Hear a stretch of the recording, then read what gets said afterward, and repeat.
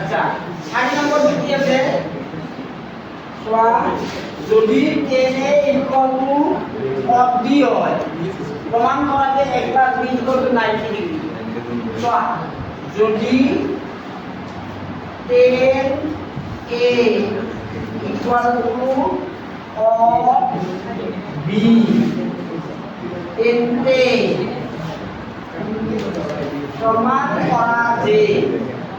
প্রমাণ করা যে a plus b equal to 90 degree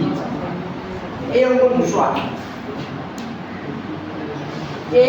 equal to cos b ইয়ার পরে আই যাব কি করিবা সলিউশন লিখা tan a equal to cos b এটা লিখিলা এতিয়া tan a ঠাইত যদি তুমি cos লিখা এনে হবে a কোনটো ঠাইত কি হ'ব n ৰ ঠাইত cos লিখিলা a ঠাইত কি হ'ব 90 minus a এইটো তাৰমানে এইটো থিটা হ'ব থিটা বুলি ধৰিলো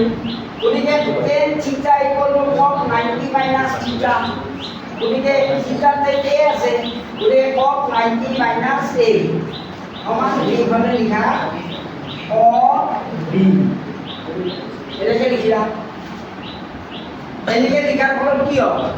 এই যোগফলে cosটো আইলো না কাটি এতিয়া 90 minus a equal to b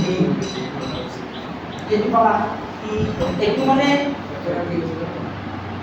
এইটো 90